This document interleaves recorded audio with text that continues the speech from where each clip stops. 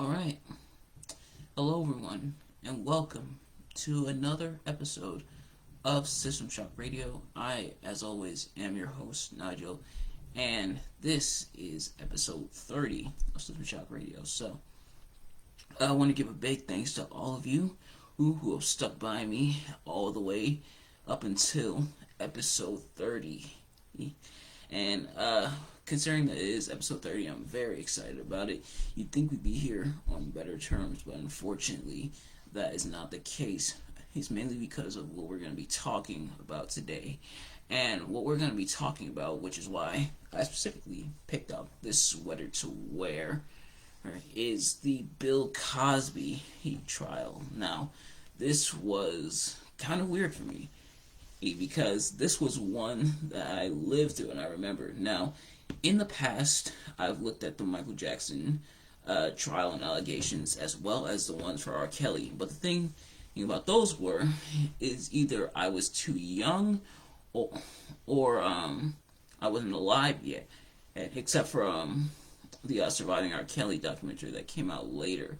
But as for Michael Jackson, when I was too young, I was like, I think 4 or 5 at the time, in like preschool or kindergarten, and I didn't remember it, but I remember so vividly this Bill Cosby one, mainly the one from 2014. I remember I would read about it almost all the time on the news, or I would hear about it on the radio whenever my dad would drive me to school and everything. So this was pretty crazy around that time, and I did some digging, and apparently the trial goes back farther than even I knew. So I looked through this trial and I found a lot of interesting stuff, and I'm going to share it with you guys. But first, a couple announcements. For starters, this video, due to the seriousness of this video, I decided I'm not going to do a riddle for this week. Instead, we're going to reveal the answer to last episode's riddle, next episode, episode 31. And also, next episode, I will be having a very, very special guest. And that is Dr. A. Tyshawn Wilson, a good friend of mine, a mentor of mine. So, he will be on next week. And then I'll have a series of guests, and I'll announce each guest when we get to them. But, without any further ado, sorry, I'm going a lot earlier than expected. My sister decided to let me know last night that we're actually going to go into the pumpkin farm, the Great Pumpkin Farm, around the same time I would do some shock radio. So I decided, I'll do it about an hour early, and this is why you can't let me know about stuff the night before, even though I'm guilty of that myself. But anyway, we are going to go ahead and get started. So, there are 4 articles that I've consulted. The first is from Vulture.com. The second is from the Los Angeles Times. The third is from BBC News, and the fourth is from ABC News. So, with these sources, take their information with a grain of salt. But we're going to jump right into it. And from the Vulture.com article, a lot of these articles ended up repeating a lot of the same things about the trial and everything, but some of them, like the LA Times article, had more stuff about the trial from 2016 and Cosby being found guilty. So we're going to go right into it. So from the Vulture.com article, what I found is that Andrea Constand, the director of operations for Temple University's women's basketball team, met with Bill Cosby in 2002, and he became sort of a mentor to her. And then she claimed that in January of 2004, Bill Cosby gave her herbal pills to soothe her anxiety, and then digitally penetrated her with his fingers, so the digits of your fingers. And he touched her breasts and vagina and rubbed his penis against her. Now, for those of you who have a bit of a weak stomach, I'm going to be talking about some very touchy, very taboo, risque things in this analysis. So a lot of these things that you're going to hear are going to be very disgusting and or disturbing. If you don't want to sit through them, that is perfectly fine. That's perfectly understandable. But What I've also noted is that on January 13th, 2005, Constant reported Cosby for inappropriate touching to Canadian, though already she had moved to Toronto, I believe, at the time. And Cosby's lawyer calls her claims utterly preposterous and plainly bizarre. And then on January 27th of that same year, ABC News reported that the interactions between Andrea Constant and Bill Cosby might have been consensual. Now, that kind of stood out to me. Might have been consensual, meaning that there's a chance that it wasn't. So I found that very interesting. Now, according to the BBC News article, well, Cosby said that all the sexual encounters were consensual. Oh, but we're going to continue on. On February 10th, 2005, Tamara Green, and if I pronounce any of these names wrong, I do apologize, who's a California, but Tamara Green, who's a California lawyer, went on the Today Show and accused Cosby of drugging and raping her. In the 1970s, Cosby's lawyer said that Cosby did not know who this woman was. Of course, if the accused doesn't know who the accuser is that could mean that nothing happened. But as we're gonna see, a lot more people recorded Cosby. And on February 17, 2005, the district attorney of Montgomery County, Pennsylvania, decided not to bring criminal charges against Cosby based off of Constant's accusation due to lack of evidence. However, the next month, on March 8th, Constant filed a civil complaint against Cosby, charging him with battery and assault and asking for $15,000 in damages.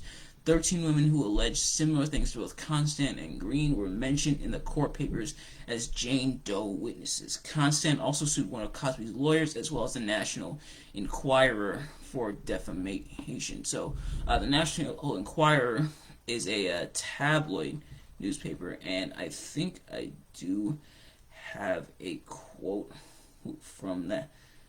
I do not, unfortunately. Yeah, I think I forgot to put the quote in, unfortunately. But I do have the articles here in front of me. So we're just going to. I believe this is it. Yeah. No, it is not. I do apologize. So, no, I do have my notes here, but I also have the articles in front of me so that I can refer to them. But we're going to move on. In June of 2005, Beth Ferrier, who was one of the Jane Doe witnesses for the court, claimed that she was in a relationship with Cosby in the 1980s that ended when he allegedly drugged her coffee, and Ferrier woke up in a car. And moving on to June of 2006, Barbara Bowman was interviewed where she claimed that Cosby drugged and sexually assaulted her against her will. And she was quoted as saying, "Cosby threw me on the bed and braced his forearm against my neck and attempted to disrobe me and himself." Oh, she said in another Philadelphia interview later that year. "I can still remember him messing with his belt, and I was screaming and crying and yelling and begging him to stop." So that was cited in the Vulture.com article. And then in June 2000, I read that right.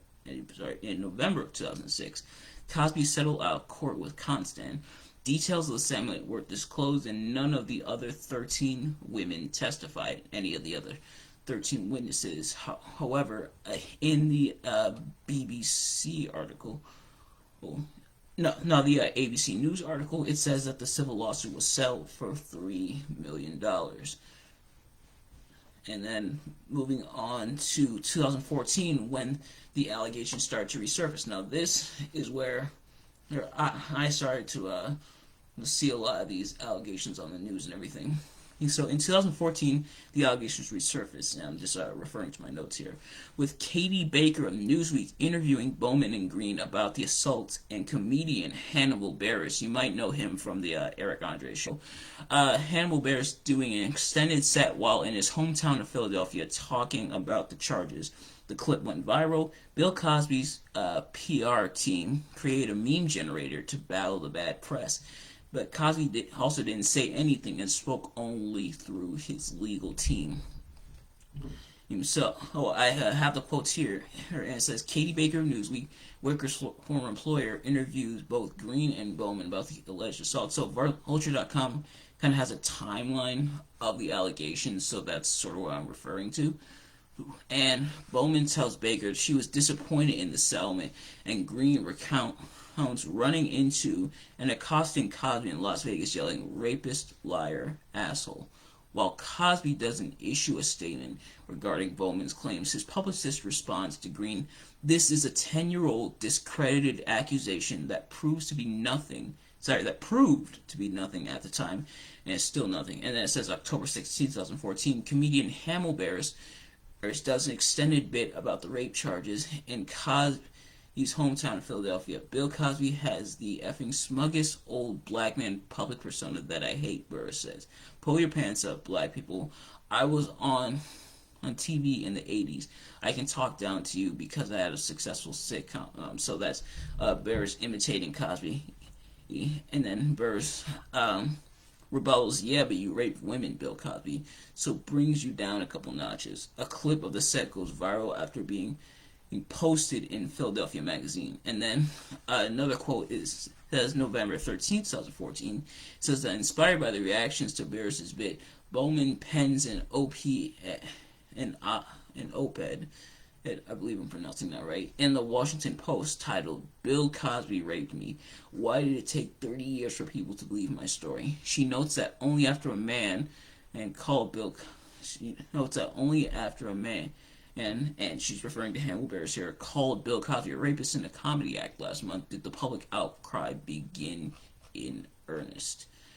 So, it doesn't end there. So, between 2014 and 2015, a total of 45 women accused Cosby of sexual assault / misconduct, including a few of the Jane Doe witnesses from the court case between 2005 and 2006.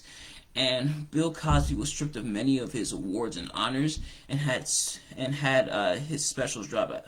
I think he did have a Netflix special at the time, but that ended up being dropped.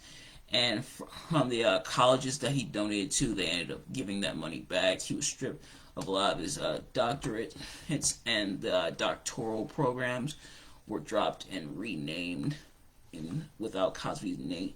But the Cosby Show was also pulled from television. And then from the Los Angeles Times article, it says that Bill Cosby was charged in the 2004 Pennsylvania case, and then on January 6, 2016, Los Angeles prosecutors decided not to charge Cosby in 2 sexual assault cases.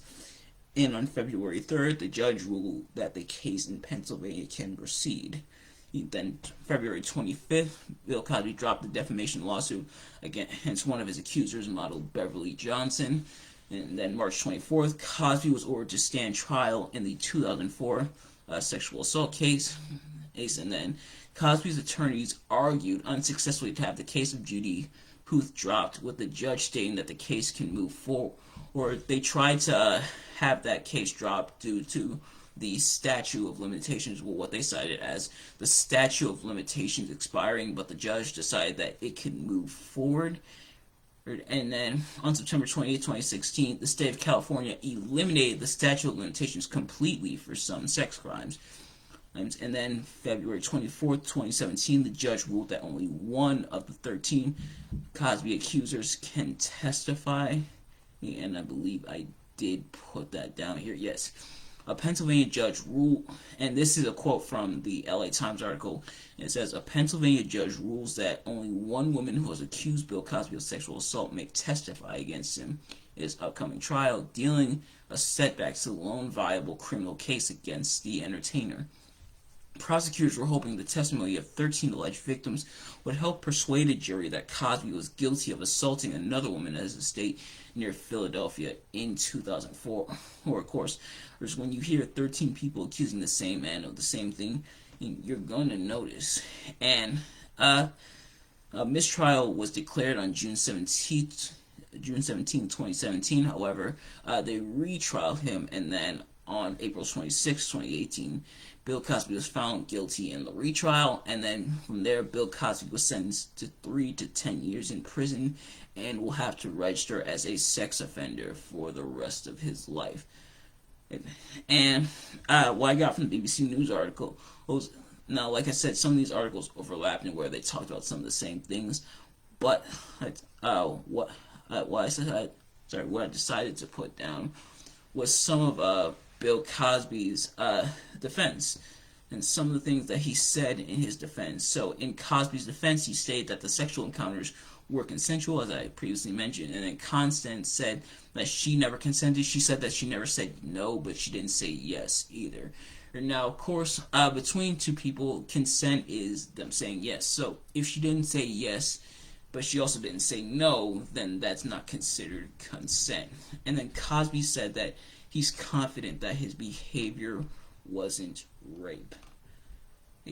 And the New York Times, and this is a quote from the BBC article, says that the New York Times described the deposition as presenting Cosby as an unapologetic cavalier playboy, someone who used a combination of fame, apparent concern, and powerful sedatives in a calculated pursuit of young women. So Cosby admitted to giving the women, and this is from the ABC News article, Cosby admitted to giving women quaaludes, if I pronounce any of these wrong, I do apologize, which is a sedative.